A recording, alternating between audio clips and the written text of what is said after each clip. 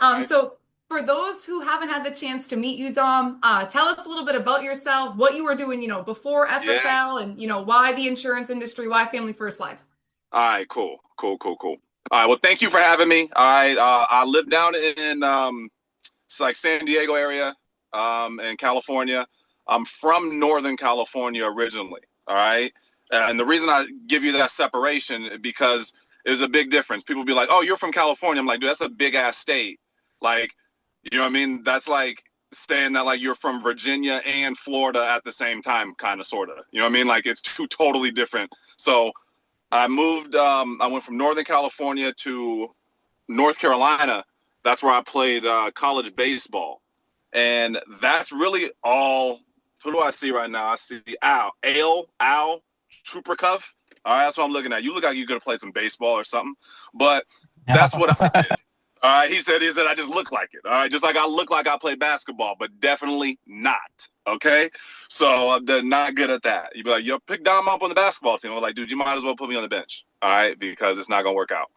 So, but baseball, I could do that. So I went to North Carolina State, played baseball there, and that was my only dream. Like growing up, I never had a dream of being a successful business person.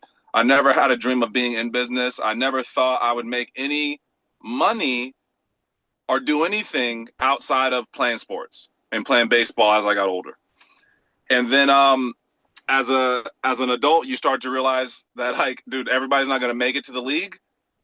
And I was blessed enough at 19 years old to have non-Hodgkin's lymphoma.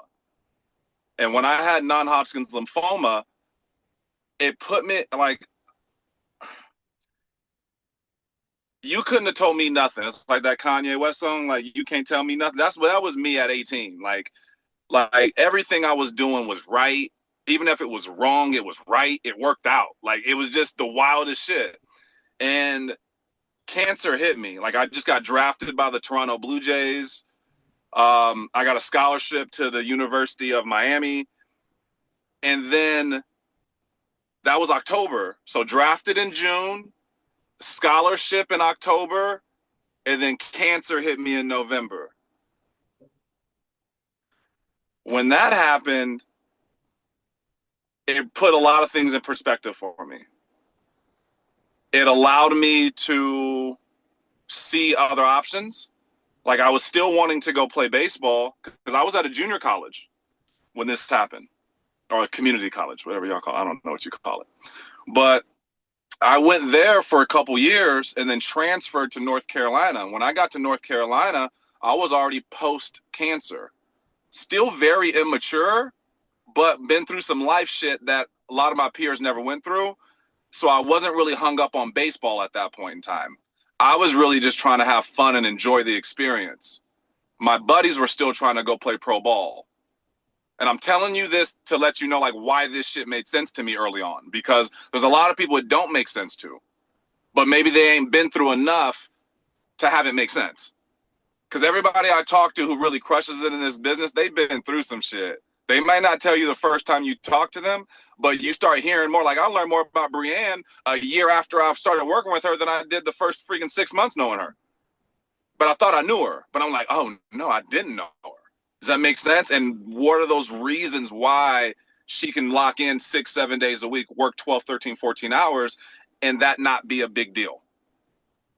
See, I was up at 5 in the morning doing weights, freaking doing this, like playing sports. You're doing a whole bunch of stuff you don't want to do. So when you tell me to call some leads, I go, oh, that's it. Like, dude, I was up at weights at 5 in the morning, like swimming in a pool like a Navy SEAL for no reason. But I could definitely do this. So at that time in my life, Marisa, is I was didn't know what business was, but I knew baseball was not. I knew I wasn't going to get paid for baseball no more, and I probably was the only person at Division I North Carolina State who understood that that wasn't going to happen. Like that wasn't the next step. Like just because of what I went through. The Toronto Blue Jays, Marisa, I got drafted by them. You know what they did? This is crazy. Just to like, and I think this is really good to understand like why, because I got drafted by the Blue Jays 2006, they never called me again after they found out I had cancer. Wow. That speaks volumes. Just and so people like, and so people, they wonder like why did you dive into this, or what, dude? Because I very early on started to realize that people don't give a shit about you. Straight up. I learned, like, I was like, wow, like my family, they love me. But in Miami, so I got drafted by the Blue Jays. They never talked to me again. Okay. And then Miami, I signed to Miami. It's like 50 grand a year to go there out of state. And if you didn't know, it's a private school. All right. It's a party school, but it's private school. Okay. You got to have a lot of money to go there. So it was 50 grand a year to go. They were giving me 50%, which is big on baseball. They only got like 11 scholarships to give out to 40 guys. It's ridiculous. Football got 100 guys, give 100% to all of them. They can't even do the ABCs. But I digress. I'm just gonna let me get back to what the real topic is. All right. So when Miami, after I was done with my sophomore year in my junior college, because when you're in junior college, you go freshman, sophomore, and then your goal is to transfer to a D1, all right, or some other 4-year school. So I was going to transfer to Miami. Miami calls me up after the draft and goes, once a hurricane, always a hurricane. But I want to let you know that if you come here, Rogers, you're not going to play. We over-recruited, and some guys didn't get drafted. I have a scholarship. They can't take it away from me. Like, they can't say, but they're basically saying, dude, we don't want you here. We don't want you here. Like, I'm sorry you had cancer, but you're not going to help us win a championship, pretty much. Those are the things in my life that led me to understand that life is business. I was pissed, but I was like, damn, I was in my feelings. And then my ego got the best of me, which is good, because sometimes you need ego, sometimes you don't. I needed it back then. But the only reason I ended up at North Carolina State isn't because I was like, oh my God, I love the Wolfpack. Dude, I didn't know shit about the Wolfpack. Only reason I went to NC State was because I know those motherfuckers played Miami because they're in the ACC. And I was like, oh, so y'all played Miami? They said, yep. I said, I'm in. You're like, that's it? You're like, that's it? You didn't know nothing else about them? I didn't know shit about them. I just knew they played Miami, and I wanted to get revenge against Miami. Now, check this out. My little revenge against Miami in my life is so dumb. And Coach Morrison in Miami, they didn't give a shit. I didn't freaking light them up. I wasn't like, but that move for me to say, you know what, I'm going to go somewhere where I don't know anybody, purely because I want to show them that they should have kept me on the team. That led me to meeting Marcus Jones. That led me to finding the insurance industry. And that led me to talking to you guys right now. Because I promise you, if I would have never looked at it that way, and I would have just said, you know what, screw it, they don't want to have me, or I'm going to go anyways, or let me go to some local school here on the West Coast that, you know, is promising me all this playing time. Like, I could have went to UNLV. I could have went to San Diego State. Like, I didn't have to go 3,500 miles across the damn country to play baseball. But I did it because I wasn't looking for family. I wasn't looking for camaraderie. Bro, I was looking to prove a point. So my question to you guys is, are you trying to prove a point with this damn thing? Are you just going with what you think is easiest? Because North Carolina wasn't the easiest decision for me, but it was the hardest decision. You know what I mean? Like, me pulling out of Miami seemed like, whoa, like, what are you doing? That's the Miami, that's the U. I had a U under my window at my house in high school. The U, I had it under my window in high school. That was my dream, to go to University of Miami. So I tell you guys all this because that's a different way I've answered that question. Because I've been asked that question, like, who are you? But I think that's a little bit more of who I am and why this ended up happening. But you got to choose hard. Don't choose easy in your life. That part, right? Like that's what I heard the whole time. It's like you know, if early on when like, you know, prior to, right, you were maybe choosing easy or you were just choosing, right? But like you have Yep. this one dream, this one goal, this one agenda, and then you were like, okay, that's not on the agenda anymore, so to say. Yep. Realize life is business. So like, you know what? Let's get down to business. I got something to prove and I'm about to go prove it. And, That's it. and you know what, Dom? I can resonate with that story, and I hope everybody else on here can too. A lot different. But Dom, I walked out of the restaurant I worked through all through college for an insurance company that wasn't FFL at the time, but I was 19 years old, and my boss said to me, he's like, "What are you going to do?" I was like, "Life insurance," and he was like, "Okay, I'll see you in a week." And that always just stuck with me because I was like, I'm not ever gonna see him again unless, you know, I want to go pick up some food. Like I ain't ever gonna see him again, you know? So it's like it can be these smaller things, or it can be something larger, like what Dom's talking about. But like you gotta have something to prove in this business, or it's gonna make it a lot tougher for you. For sure. So Dom, thank you for that. That was you ripped that.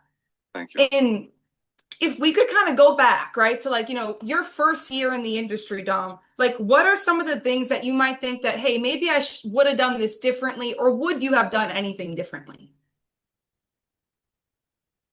All right.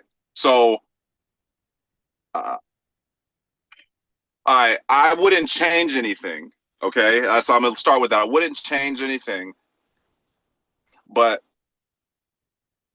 I would learn empathy sooner. Like if I could do it again, I would learn how to be more empathetic. I would learn how to not judge people so quick based on a few actions. Do you know what I mean? Um, I think I'm more in tune with that, like that we're all different and we're going to process things differently. Do you know what I mean? And so I think that's if that was one thing, I'd be like, there's a lot of mistakes I made and stuff like, but like, I think the biggest thing I'd say is like, I wish I was more empathetic earlier.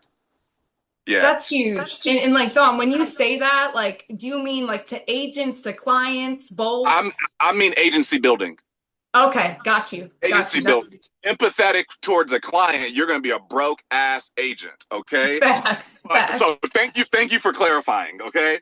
What I mean is as a business owner, I needed to learn to be more empathetic as a business owner. Love that. Love that. Yeah. And you know, when you got started, obviously, like, you know, you were in your younger years, right? Like you were like me, like, you know, like kind of just trying to figure life out one day at a time, right? Yeah. Um, what habits did you build early that had helped you see success, you know, even up until now, Dom? Yeah. Oh, this is easy. Wake up early. This wasn't easy though. It wasn't easy for me to do. This is what I'm telling you. Like, it's not Right. like, oh, dude, you just been wait, dude. Yeah, right. Sean Mike woke me up for like every day for my first year in business. Like, no, but like, I'm not. It's funny. It's just so true. And if he didn't, I'd still be asleep. I Right. would have slept my way out of this business because I had no responsibilities, Marisa. I had my apartment and my dog is like this big. He don't eat that much. You know what I'm saying? Like I go to Costco, get his bag. That shit lasts 4 or 5 months. You know what I mean? Like it's crazy. So I didn't have a lot. So Sean, man, I can't. There's a lot of things I could thank Sean for, but I think just the act of him every day and waking up and thinking about me changed my life. Yeah. And No doubt. I swear to God, I don't know if I've ever thanked him for that. Like that specific. Next time I see him, I got to thank him. Like, hey, dude, thank you for calling and waking my dumb ass up every day. Makes sense because I needed it. I would lie to him and be like, hello? Like, he'd be like, what are you doing? I'd be like, dude, I'm just getting out the shower. He's like, bro, you're in the bed. Get up, bro. Don't nothing come with sleeping but dreams. And he'd just hang up. He had nothing to tell me. Right. He had nothing to tell me. He just knew this kid's 23, probably sleeping. Let me wake his ass up. Right. Right. I mean, and that's it. So I promise you, that was it. Once I started getting fearful of, oh shit, he may call me before I wake up. Then I just started waking up. And now I'm 15 years in. I don't set an alarm. I'm up. Like I could go to sleep at 2 and still be up at 6. You know what I mean? Like, it's Yeah. just in me just to get up now. But this doesn't happen overnight, though. So No just doubt. don't shame yourself if you feel tired or you want to. It's okay. Okay, like know that it's. But have somebody in your corner that's picking you up, and I think that's what Sean was for me. But wake up. I think No if you wake doubt. up, everything else you can work on other shit. All right, but if you ain't waking up, just work on that. Facts. Facts. No, and it's so true. And a lot of us aren't willing to admit, like, oh, I overslept or I sleep in till noon or whatever it is. But it's like, we know, guys, like, we know, like, Dom, like, and when I was in college, my mom had to call my phone every single day to make sure I was awake and going to class. And I would answer and I'd do the same thing. I'd be like, I'm awake. I'm awake, Ma. I've been up. She's like, I can tell you're Right. not. I'm like, yeah, I've No. been up. I'm going. But like she was calling me to make sure I was Go committed to and I work. was in. So, but it's like that small act shows Sean went out of his way because he cares about you, right? He wanted to see you win. He knows if you wake up at noon, that's half the day is gone, right? And like knowing you have somebody like that in your corner is just amazing. It's a great feeling and it helps you build that habit to your point. Now you're up at 6, no No, matter what, no right? doubt. Yeah. Now, Dom, one thing that you helped me with a lot of things directly and indirectly, so thank you for that. But one thing specifically that I feel like when you talk about it kind of hits different. Talk to us a little bit about like the psychology behind a lead. Like how do you look at a lead as an agent? How are you explaining that to an agent? And how are you kind of breaking down like, look, like you're not like they're not bothering, like you ain't bothering them. Like, Yeah. Yeah. There's a lot of self-talk that's gonna go into you actually believing not just what I'm saying, but believing in the leads. Um, there was this training that I remember Sean doing, and he talked about sitting in front of a mirror and doing self-talk to yourself about absolutes with the lead. Meaning, what I mean is like you got to talk to yourself in absolute terms when you're talking about the positivity of the lead. Does that make sense? Like say things like, why would Marisa ever fill this out, give us her height, weight, date of birth, and send it back to us? Why would anybody on their algorithm see this thing? And I know it wasn't the first time because I'm a human and I see things. And when I click on it, it's typically not the first time. So somebody's seen this over and over and over again. They give me their service, they give me where their service is, who their beneficiary is. Why would they ever not say it? I know I'm the person. I know they want the insurance.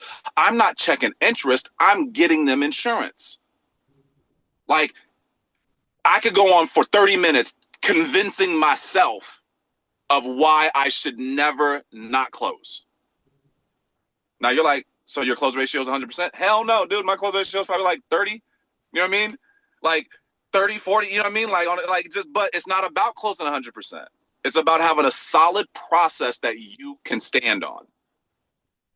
That's what it's about. And that solid process is going to start with your belief in your marketing. Like my belief in the marketing is beyond. I don't ever talk to people about is a lead good or is it bad? I don't think people come to me and ask me those questions because they're almost like the Dom is not going to tell us anything but other than it works. And I'm not trying to be like, I'm not trying to give you the short answer. And I'm not trying to be like, let me just like give them this smart ass answer because I honestly believe they all work. Like I'm not, this isn't a game. Like I'm, like I had to with inbounds. Now it doesn't happen automatically though. So let me give you a story about inbounds and how I had to really convince myself that not only that they did it, but they're calling me to get insurance, not to see if it's free or not. You get what I'm saying? yeah, I'm with you. There's a difference. All right. This is my battle. I had my battle of shit. Like, why am I not closing these people? Boom. And I was just sucking all over the place. And then I started thinking about this question of like, dude, why am I looking at inbounds different than I looked at a lead that I paid $60, $70 for and they never picked up the phone?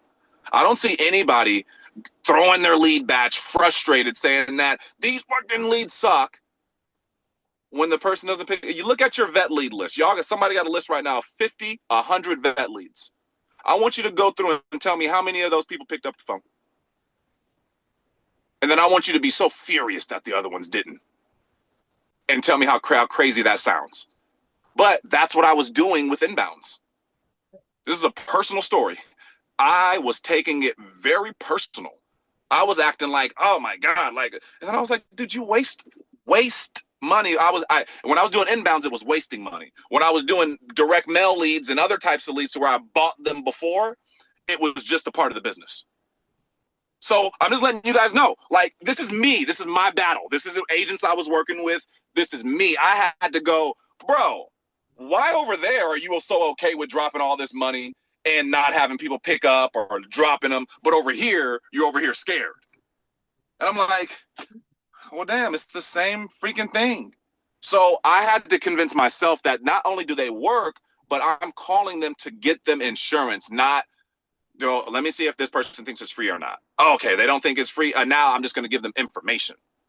Hell no, I don't call a lead up that somebody filled out and hit my Excel sheet going, I'm going to call this vet up and get them information on the insurance. You don't think that.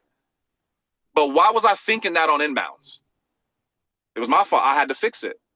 I spent freaking, my numbers in February, I spent like $6,000 on inbounds and probably 5 or 6. And I barely made any money. Like I probably broke even. I made money. Like I netted bare. It was terrible. Okay. Next month I did the same thing. Did 50-something thousand. 30 of it was inbounds. And I'm like, but you got to stick to it. So I'm letting you know you will suck before you get better with those. It's a totally different way of selling insurance. You're not selling with your personality as much early on. You're selling based on qualifying them up. So we can get into some other stuff with that, but that's really what I'd say with leads is and don't try everything when you start. If you're new, man, pick a lead and roll. My problem was I thought I've been doing this 15 years. I was like, oh, I can do everything. Yeah, right. I tried everything. That sucked. All right. Just because you can doesn't mean you should. All right. So get really good at one, maybe 2 things. And hopefully maybe they're in the same market. Like be in the same market. If you got final expense leads coming in, great. Get some final expense inbounds coming in too. Don't go, oh, I'm going to do IULs. No. Stay in your lane. Makes sense? And then once you get the cash flow, maybe you start looking at other products. Does that make sense? But I think the cash flow, and for me, I just like final expense. I like that I can just go on and hit on, and I'm not a big fan of the appointments with this telesell. I'm telling you, this is personal stuff. You're like, you're doing it? Keep doing it, dude. I did it. I hit Hall of Fame doing IULs, appointments. I did all that shit. I didn't like it. I didn't like it. I was like, nah, dude, I'm at the mercy of the clients all the damn time. And with final expense, I'm in control. I'm driving the car. I work. And these inbounds allow that to happen. Inbounds allows you to drive the car. And when you park the car, you're not wasting no gas. I felt like when I parked my car with my other leads, I still had gas fucking seeping out. Make sense? Yeah, that's a great analogy. Dude, I'd have anxiety. Did it make sense? Like this is all personal. I'm being so personal with y'all, like, because this is all stuff that, like, within the last 90 days, I've had to feel. Makes sense? I've had to really dig, because I want to sell a lot of insurance, but I also want to coach my son's games. I also want to not work on Saturday and Sunday if I don't want to. But I also am going to issue $40,000+ a month. Does that make sense? Like there's like, that's but the inbounds allow that to happen. They allow me to go, all right, I'm gonna hop on, boom, I hit play. And and just to let y'all know, I got one state. I'm licensed in California. You're like, why don't you have other states? Dude, that's a whole nother story for another day. If you want to know, I don't know. But like, I got one state. I rock in California. That's why everybody goes, people in California, they are. I'm like, bro, this is the only state I got. Like, why do you suck so bad? You got the whole fucking country at your fingertips. Do you know what I mean? I'm sorry. Like, it's unbelievable to me. I'm like, dude, I got one state. Right. And so I don't, there's no excuses out there. And if I on inbounds, if I had more states, my phone would never stop ringing. I have 5, 10 minutes in between phone rings. If you got 5, 6, 7 states, you got 3 seconds. True. It's How true. dope is that? So I'm telling you that not for you to feel sorry for me or none of that shit. It's so that you know what opportunity you have. Right. You have so much opportunity to be in control. All right. And I think this inbound is rocking. It's rocking. But you're gonna have to go through the shit. You will suck. You will suck. Just break even though. Break even for 30 days. You're still making money on other things, right? That's why I say to everybody, you're still making money on other stuff. Make your money on that. Break even on inbounds for a month and then break out. Break even, then break the fuck out. No doubt. So it sounds like, Dom, your belief Yeah. system changed so much on the inbounds. Like at first you're like trying to disqualify them, so to say, right? Yes. And Yes. now you're trying to qualify them and you're like, okay, let me get in front of them. It's the same thing, except like I got the vet lead live on the phone. Like to your point, if we looked at like how many people we never talked to, but we paid for the lead, probably evens itself out. You know what I mean? Like to your point with the Like gas, crazy. that's actually a Yeah. good analogy. But when you take the accountability as the agent, it's so much Yeah. different than when you put it on the vendor and you're like, oh, these leads are terrible. I knew they were gonna be terrible. It's like respect Yeah. guys. If they're working for somebody, like they ain't terrible. Like you're just terrible at working them in that moment. Like maybe there's something going on with your beliefs. That's so real. I'm gonna let you guys know this. In February, like I was depressed. Like this is and I laugh because it's uncomfortable because I literally was like, what is going? Because I knew this was the way. I knew inbounds was how I was going to have my life and income. That part, the life part, I need that life. I'm not sacrificed. I'm about to be 40 years old. My kids are 8 and 5. Like, I want to do it. And I want to do, I don't know, man. Like, I don't want to be working like a dog. Like, I'm good. And nobody on here has to. Now, the reason I say that now is because we have a solution to that.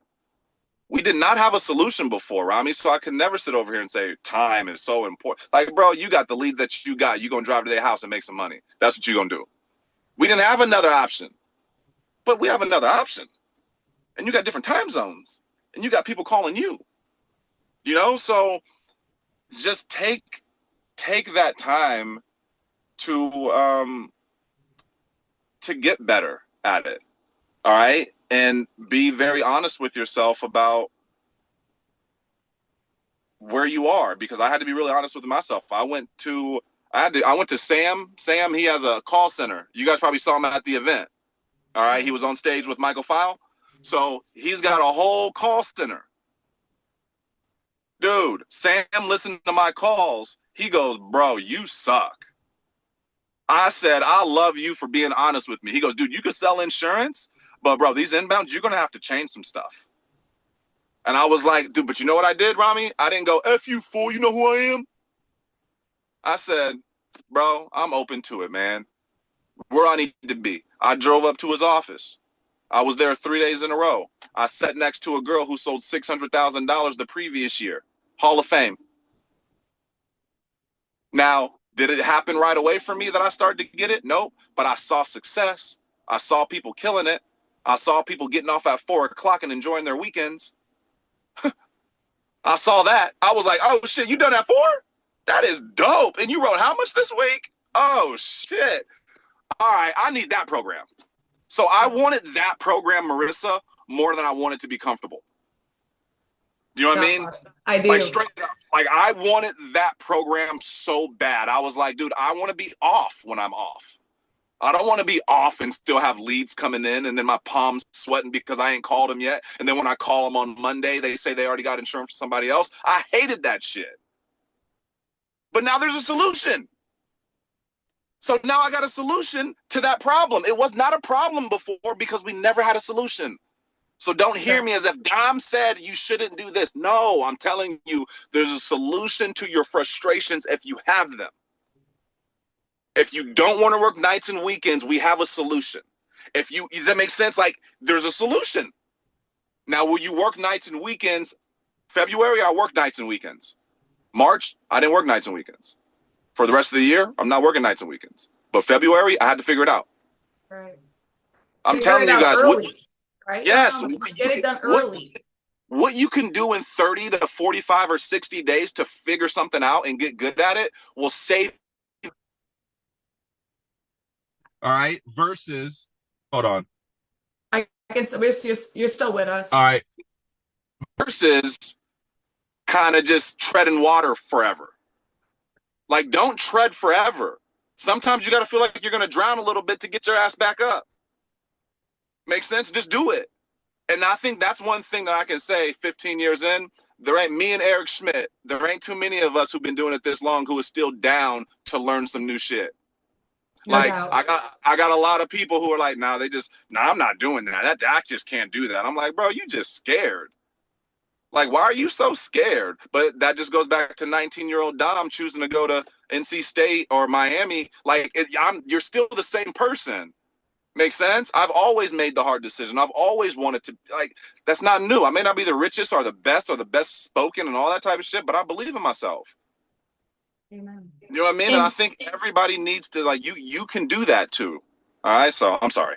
No, that's fire right there. It's like, if you don't believe in yourself, it's going to make this 1,000 times harder. And the second you start believing in yourself, it's gonna be 1,000 times easier, so to say. And I love, to your point, like, of coachability, right? Like, I reached out to Sam, right? His group's been doing inbounds for a hot minute. I'm like, you know what? Like, Yeah. I gotta figure this out. He's listening to my calls. He's like, hey, like, like, you suck, like, respectfully. And you're like, thank you for telling me, right? Like, thanks for letting me know. Like, because it kind of felt that way. Like, what do I got to do better? You got out there instead of being like, I'm Dom and I've been in the industry for this long and I know everything and nobody can teach me nothing. Like, you were out there, you're willing to learn, willing to take the coaching. And that just says so much about you, to your point of being, 15 years in. A lot of people stop learning after the first 5 months. It's like, you're still learning, and that's why you're still seeing success. And one thing you did just hit on heavy is, like, being able to have a life and being able to have a good income, right? It's like, once you're able, to Dom's point, get the inbounds down, it's like, now you're on your schedule. And as long as that's working for you and you're getting the result you need for yourself, your family, like, you're able to do life at the same time. And to Dom's point, it didn't always look like that. When we were in the field, it was like, I might have had 3 leads that said, Dom, Mike, and Joe. And if Dom, Mike, and Joe didn't answer, I was knocking on their door. I was driving my car 2 hours just to door knock somebody that I might not even get in front of. So it's like, guys, don't discount these early. Like, think about it as it's the next step in the industry, and the industry's always evolving. Yes. And it's that part, right, Dom? The industry's always evolving. And just so everybody knows, eventually, and I've talked to some of these inbound, they're all working on every lead type that you already have. They're working on getting inbounds for all of those. And do you not think that's where it's going? It's going there. Now, there'll still be forms and stuff like that, but I promise you, the same person who filled out a form is the same person seeing the commercial calling in. So true. So true. Yeah. And Dom, one thing I'd love for you to kind of wrap up with, if you don't mind, would be, you've worked with a lot of agents over the last 15 years. You've seen probably good, bad, and different kind of getting started. What's one of the biggest, like, mental mistakes you would say, like, an agent makes really early on that can kind of allow things to feel a lot lower than higher? Mental mistakes. I'm gonna give you 2. Can I give you 2? And maybe not mental. One could be physical. Here's a physical one. They don't unmute. Love that. Okay, I'm just give you a physical. Like, they just don't unmute. They don't get the coaching. They come to you with all their issues, but you never heard it. Does that make sense? And I remember I used to come to Sean with, hey, they said this after the appointment. So the equivalent was I would call Sean after my appointment. He said, I can't help you, and hung up on me. I said, Dan, what do you mean? He goes, you're going to tell me what you think happened. I need you to call me when you're in the appointment so I can really hear what's happening. And I said, got it. Boom. So same thing on Zoom. All right. You're going to tell us what you think you heard.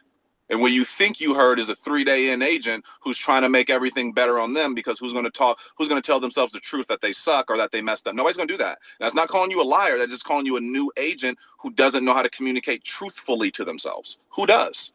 Who in the hell does? You kidding me? So we need to get you in the moment. All right. Second thing is, and you say mentally, it would be, I think just you got to be okay with like shutting people down around you. I think that sometimes you're gonna have people who are in your corner, and you're gonna have people who act like they're in your corner, but when you talk to them, they don't like say, "Hey, you suck," or "You shouldn't do it." But if you say, "Hey, how'd your day go?" "Oh, well, nah, I made some calls today, didn't make any sales." "Oh man, did they tell you to buy more leads?" "No." What do you mean?" Well, if you didn't make any sales, you probably got to buy more leads, and that's going to cost you more money. And do you think you should be spending all that money? Like, they're not telling you suck, but they're not rooting for you. Got to be able to discern or when people are really in your corner or not. And I think sometimes we keep people around that aren't blatantly saying quit, but they're not saying things that are encouraging. So I need you to look in your life, who's around you, and are they really pulling for you, or are they just, kind of giving you little jabs every now and again about different things? "Oh, you're working on Sunday? Oh, they make you work?" See, those people, I don't want them around me. Like, straight up, you're like, "Oh, that's my mom." Well, mom, you're gonna have to chill out until you stop talking about me working on Sundays, because I don't need that negativity in my life. This is probably one of the hardest things to do. If you're going to be first generation, the people around you, they don't know what it takes. If you're second or third generation, bless you. The people around you, they probably know what the hell it takes. They're off your ass. It's like I look at Zach Twardowski, and I'm like, dude, it was different for him. Does that make sense? It wasn't the same for him as it was for me. Makes sense? The people in his life, they went negative. They've been making money. His dad, does that make sense? Doesn't mean that's not why he's successful here, but that's why he didn't have to worry about the people around him being hella negative. No doubt. Makes sense? So you got to be careful. What cloth do you come from, and what cloth are you trying to create? Yeah. And Dom, that's a big one. I mean, when I came to Family First Life personally, I was 26 years old, and I moved like across the state into the middle of like nowhere because it was closer to the Connecticut office. But my main true reason for moving was like I love my friends. Like I did. I loved all my friends. But I knew if I stayed around them, I was going to continue to go out. I was going to continue to do things like drink, smoke, you name it. I was going to just go out and do things I shouldn't have been doing and had no business doing that weren't going to help me long term.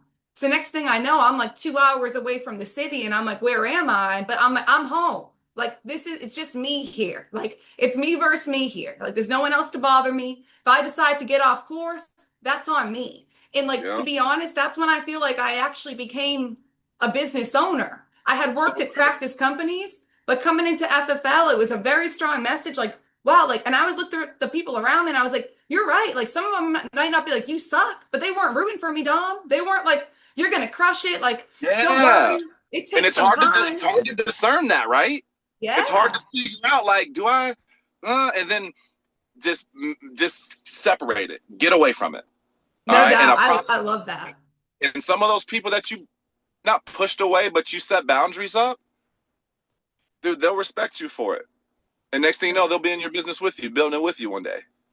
Exactly. And to your point on unmuting, right? Like if we can't hear you, we can't help you guys. Like all jokes aside, it's like goes back to exactly what Dom said about calling Sean after he was in the home. He's like, well, I said that. It's like, well, it doesn't really matter. We don't even know what you said. So just like click, like same thing, guys. We can't hear you. Like we literally can't help you. So it's like you coulda, shoulda, woulda. Well, you didn't unmute. So like unmute. So Dom, thank you so much for that. I appreciate you more than I could express in terms of just business ownership, but also just like handling your stuff for the last 15 years and always staying coachable. You stick out like in the best way possible. So thank you for being you. And thank you for all the training you've given me, the group, and the entire company. You're the man. I appreciate you, Dom. Right on. Well, thank you guys. This has been this doing these is like therapy, straight up.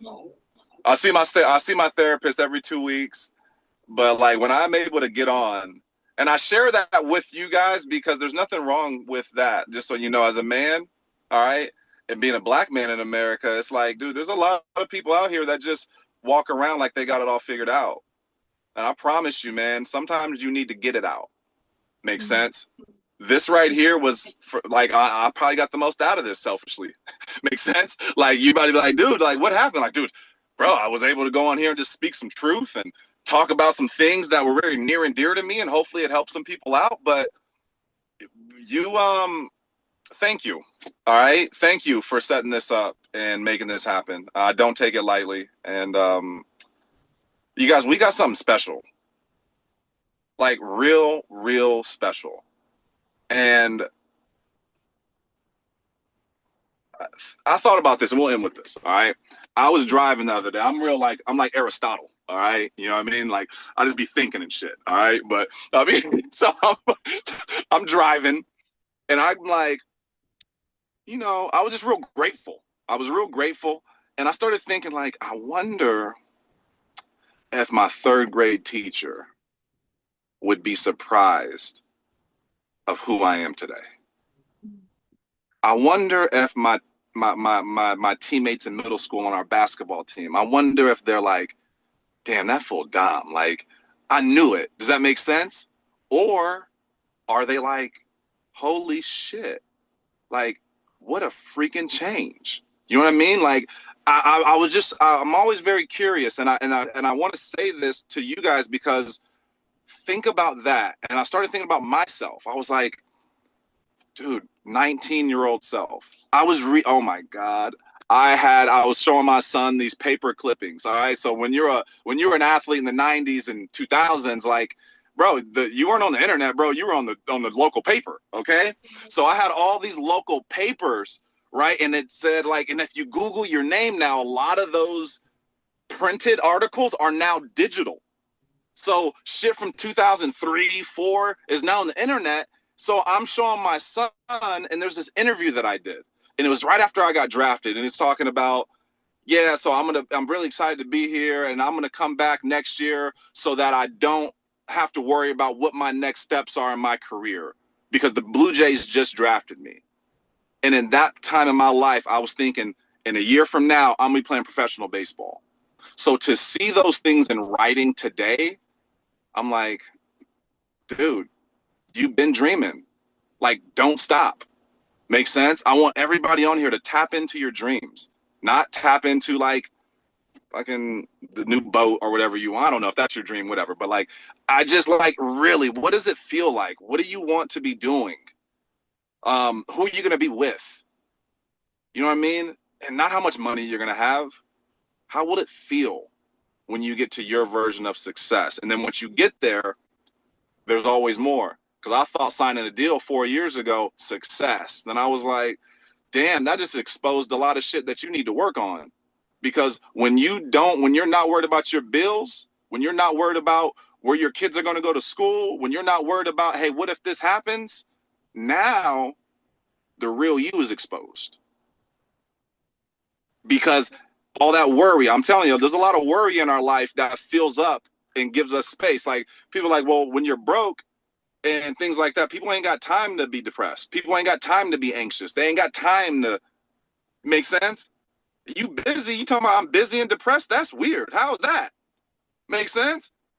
You tell me, how is that? Like, I don't get it. No, you ain't busy. You sitting down. You should be busy. You thinking about being busy and you depressed. You ain't really busy. Right. Makes sense? So I just had to really start thinking about like how things were working on me. But let's be the best version of ourselves. All right. And then I promise you it'll show up. But look back and say, would 13-year-old me be happy with where I am? If it's yes or no, if it's no, get to it. If it's yes, boom, be proud of yourself. Yeah. and go out there and go get it. Because right now, I'm going, when I'm 50, would 39-year-old Dom be happy with where 50-year-old Dom is? Love that. All right, makes sense? Because it'll be here in 11 years. Buckle up. Makes sense? I see Sean. I'm like, bro, you damn near 54, 55. Like, damn, like, I'm the same age Sean was when he met me. Ain't that crazy? I'm like, God damn. Makes sense? So it's just, and I've seen his growth since I met him. And I'm like, dude, if I'm okay with where I am today, that's crazy. I've seen this man go from a Honda Accord to a jet. You know what I'm saying? Like, so I'm good. So if I know what he did from 35 or 36 to 50, I'm like, what the hell am I going to do between the same ages? You know what I mean?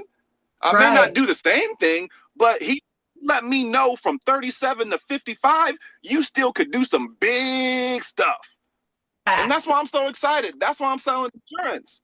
Because I'm like, dude, there's some cool shit to come, and I better know how to do it.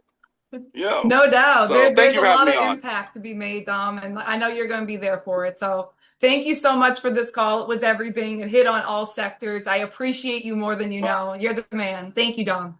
You're very welcome. Go Oakland A's. Okay? Appreciate you. All right. Peace out, you guys.